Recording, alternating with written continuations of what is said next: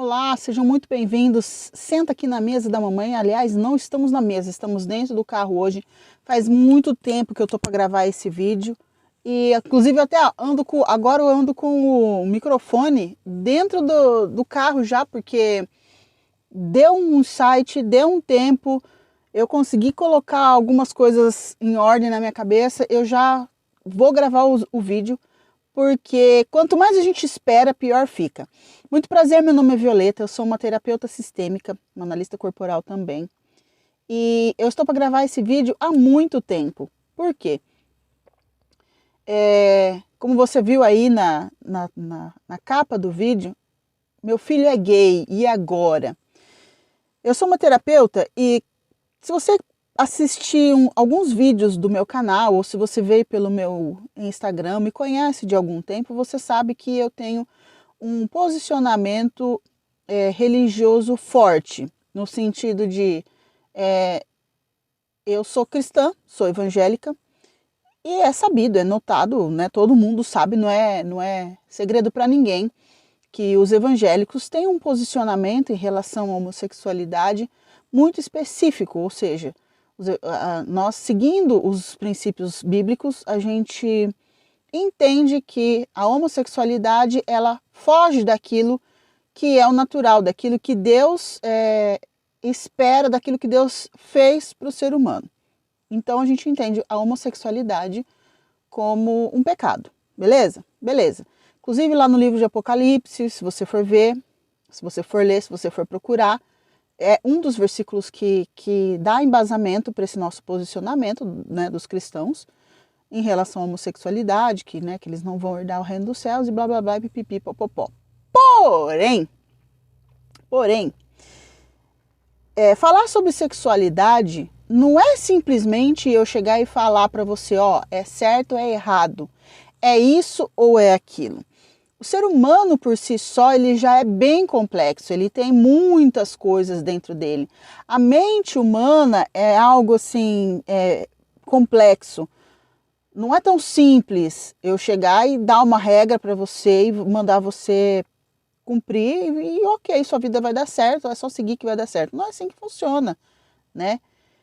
E como terapeuta, quando eu comecei a estudar para me tornar uma terapeuta, um dos meus maiores medos era que em algum momento, algum pai, alguma mãe, alguém ia chegar para mim e falar assim, Violeta, tá aqui o meu filho, tá aqui minha filha, e eu preciso que você atenda ele ou ela, porque agora ela acha ou ele acha que é homossexual. E eu quero que ele passe pelo processo de análise com você. Por que comigo?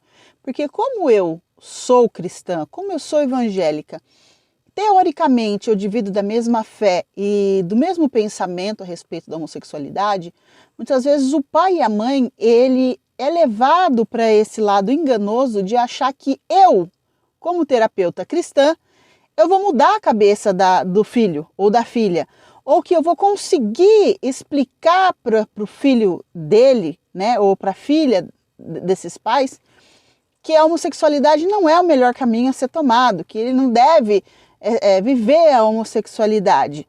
E vocês erraram miseravelmente, porque eu não sou essa pessoa. Não serei eu que vou falar para essa pessoa, para o seu filho e para a sua filha, se eles devem ou não viver a homossexualidade, se eles devem ou não sair do armário, né? E eu, como cristã, como evangélica, eu assisti de perto pessoas, pais, famílias, que levavam seus filhos a psicólogas numa época que ir na psicóloga era algo quase que do demônio, quase do capeta, porque tudo que é desconhecido, a gente tem uma tendência, quando a gente vive nesse âmbito religioso, né? Nem só no âmbito religioso, mas você vê aí os índios, né? Quando eles viam um raio cair, queimar uma árvore, o que eles diziam?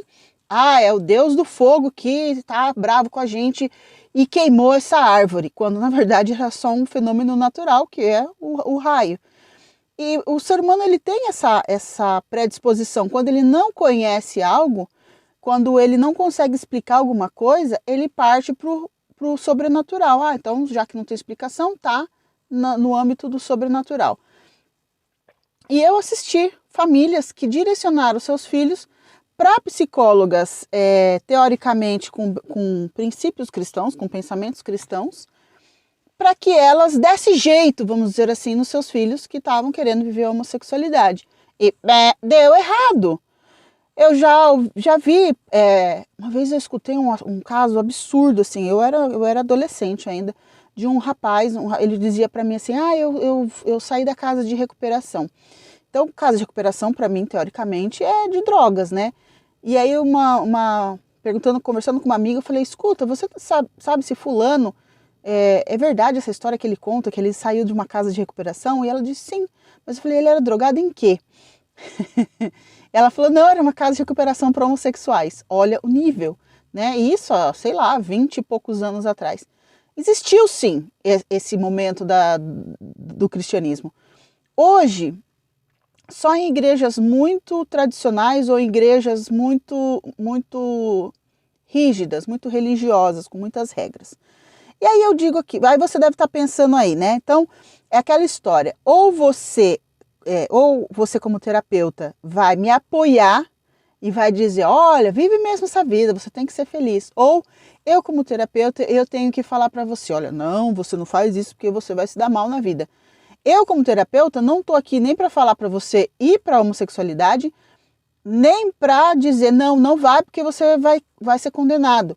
Eu estou aqui para que você tenha consciência de como isso aconteceu, onde isso aconteceu, por que aconteceu. Eu, infelizmente, num vídeo do YouTube, eu não posso contar tudo isso. Eu não posso chegar aqui e dizer para a família, para você que está procurando, provavelmente se você clicou nesse vídeo, ou é porque você está procurando alguma coisa, porque provavelmente o algoritmo ele vai recomendar para quem está procurando resposta para isso. Meu filho é gay, e agora o que eu faço? Minha filha é lésbica, e agora o que eu faço? Você como pai e como mãe, ou você como líder de igreja, eu só tenho uma coisa para te dizer. O primeiro passo e mais fundamental que você tem que fazer é amar. Muitas vezes tem famílias, né, que eu escuto tantos, nós estamos em 2022, eu escuto muitos relatos de famílias extremamente religiosas que simplesmente elas já desconfiam que o filho ou que a filha é homossexual, eles começam a querer cortar a asa da criança ou do adolescente ou do jovem. E aí chega um momento, se você assistiu lá no meu Instagram, a gente às vezes faz com as pessoas como se elas fossem uma mola, a gente vai apertando. Chega num momento que a pessoa simplesmente, ela espana, ela espirra. Quando você solta essa mola espirra para muito longe. Então, às vezes é aquele filho que ele era o melhor filho, ele era líder na igreja, ele era um namorado ideal, claro, né? Tentando fingir ser alguém que ele não queria ser. Mas em algum momento a pessoa simplesmente parece que ela acorda e fala assim, não, agora eu vou botar para ferrar tudo e quero viver minha vida, quero ser feliz, estou cansado, estou com o saco cheio. E aí o que a família faz? A família retalha, a família às vezes bate. Eu escuto às vezes relatos de pessoas que o pai ameaçou, a família ameaçou, os irmãos viram as costas, o pessoal da igreja vira as costas, a liderança da igreja vira as costas. E muitas vezes, até por uma questão interna de estatuto, enfim, de crença, não sei, a igreja tira essa pessoa do lugar que ela estava, de trabalho que ela estava, né? Aí eu não tenho que entrar nessa seara, por quê? Porque aí isso é uma questão de regras de cada igreja, mas a questão que é a família. Eu quero focar na família. Você como pai, você como mãe, a sua função é, em primeiro lugar, amar essa pessoa. E aí você fala assim, Violeta, mas então quer dizer que eu tenho que aceitar, eu tenho que passar a mão na cabeça? O seu papel é amar, tá? E eu vou te dizer só uma coisa. A criança, quando ela está no âmbito familiar, quando ela nasce em uma família, ela tem só uma função na primeira infância. Ela só sabe fazer uma coisa, que é amar os pais. E aí, se os pais eles são ausentes, se eles são negligentes, se eles são abusivos, se eles são desconexos com essa criança, A criança, ela precisa se sentir amada, ela precisa se sentir inclusa, ela precisa fazer parte da família. E hoje o que a gente mais encontra são famílias disfuncionais. Essa homossexualidade, ela não nasceu ontem. Não foi ontem que o seu filho ou a sua filha deitou, ou sonhou, ou assistiu uma série no Netflix e decidiu, eu vou viver uma vida homossexual. Não é assim que acontece, tá? Começou muito lá atrás. Provavelmente essas famílias já viram resquícios, já viram sinais que lá na primeira infância já essa pessoa começou a dar, o filho e a filha começaram a dar esses primeiros sinais, entendeu? Mas a família faz o quê? Ela vai apertando, ela vai achatando, ela vai afunilando essa pessoa do tipo, colocando regras. Você vai para o inferno, tudo bem, isso, nós acreditamos nisso, a Bíblia diz isso. E não é porque eu estou aqui falando tudo isso que eu concordo, mas o que mais eu vejo é que a família, ela se distancia desse sujeito que decidiu viver a homossexualidade. E o seu papel não é esse, o seu papel é respeitar. Toda vez que a sexualidade surge, tá? E quando é que a sexualidade surge? O primeiro sinal da sexualidade se dá aos 5 anos. Depois ela fica adormecida e ela renasce em torno dos 11 anos. Umas crianças um pouco mais cedo, ali com 10, outras um pouco mais tarde, entre 12 e 13 anos. Mas surgiu a sexualidade, que é onde inicia a puberdade, esse indivíduo ele vai buscar viver a sexualidade de alguma forma. É onde começam a nascer os primeiros sentimentos em relação ao sexo oposto. É quando os pelos pubianos começam a crescer e eu me descubro homem, eu me descubro mulher. E aí nesse momento eu já sinto atração por pessoas do mesmo sexo, só que eu não sei se eu posso dizer, se eu não posso, porque o líder falou, porque o pastor falou, porque Deus condena. E aí essa pessoa às vezes vai maquiando um comportamento que não dá para maquiar. E a família faz o quê? O papel da família é, em primeiro lugar, amar essa pessoa, acolher essa pessoa. E depois, surgindo a sexualidade, você precisa respeitar a escolha do seu filho. Quando a sexualidade surge, ela tem essa função de levar o indivíduo para longe da família, porque a sexualidade leva o indivíduo para a vida, para viver a vida com outra pessoa. No caso, seu filho ou sua filha escolheu viver com outra pessoa do mesmo sexo. Se tinha algo que você podia fazer, você pôde fazer do 0 aos 5 anos. Se tinha algo que você podia corrigir, você podia corrigir dos 5 aos 10 anos. Você perdeu a primeira chance, você perdeu a segunda chance. A sua terceira chance agora é através do amor. E não é amor e aceitação, é aceitação da pessoa, não do comportamento. O seu amor tem capacidade de curar o teu filho. Curar o teu filho. E essa palavra nem deveria ser usada, né, por mim. Mas é uma espécie de cura porque, de uma forma ou de outra, às vezes esse filho, na maior parte dos casos, essa pessoa, ela sente uma falta de amor. Tô sendo repetitiva? Tô sendo redundante? Tô. Porque eu tô tentando achar uma forma de ficar menos agressivo esse vídeo. Por quê?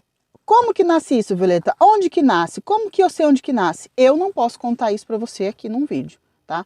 Para isso eu tenho um curso, mas aí é um curso para liderança eclesiástica, para pastores, para líderes. Não tenho um curso para pais, aliás, nem tenho intenção de fazer um curso para os pais tirarem os filhos da homossexualidade. Só digo uma coisa, você precisa amar e você precisa respeitar a escolha.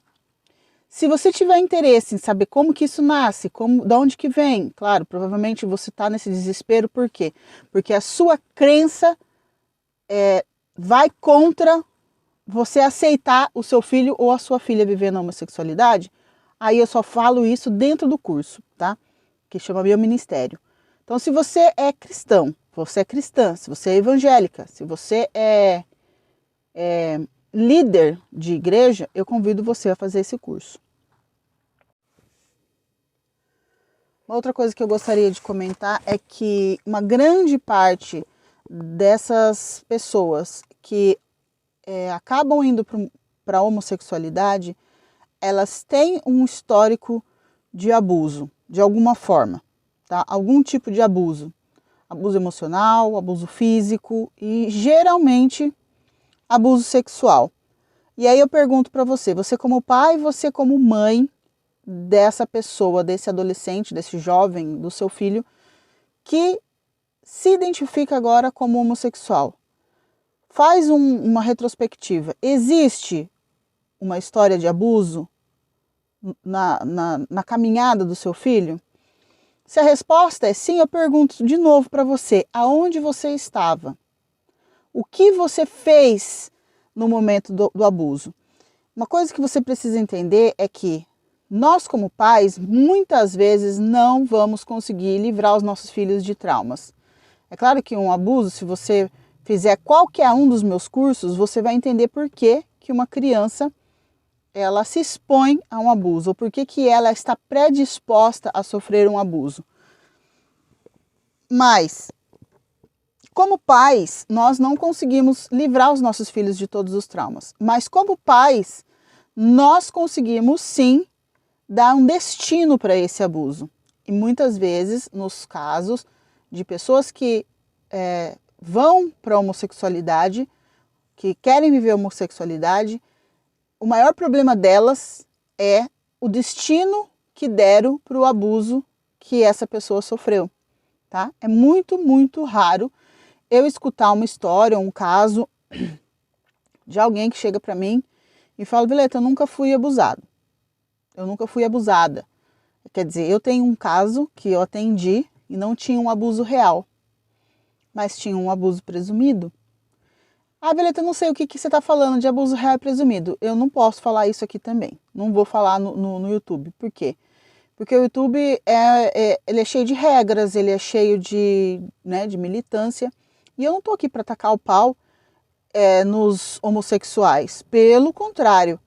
Inclusive, até um dia desses, alguém falou assim, eu tenho um cara aqui que trabalha na cidade, que ele trabalha com construção, o padrão dele de trabalho é o melhor. Só que tem um problema, ele é homossexual, porque essa pessoa sabia que eu era cristã, e o cara queria dar uma desculpa, né? Tipo, eu sei que você é cristã, que você é evangélica, e, né, evangélicos e homossexuais não coabitam, não coexistem no mesmo ambiente. Eu falei, não tem nada a ver com o que você está falando, porque a sexualidade das pessoas não vai determinar o caráter delas. Inclusive, pelo contrário, né? Eu tenho alguns colegas que são homossexuais e, sinceramente, se você quer um trabalho bem feito, algo bem feito, eles sempre vão te entregar um resultado acima da média. Por quê? Porque eles são mais cuidadosos, eles são mais amorosos, o que pode até parecer um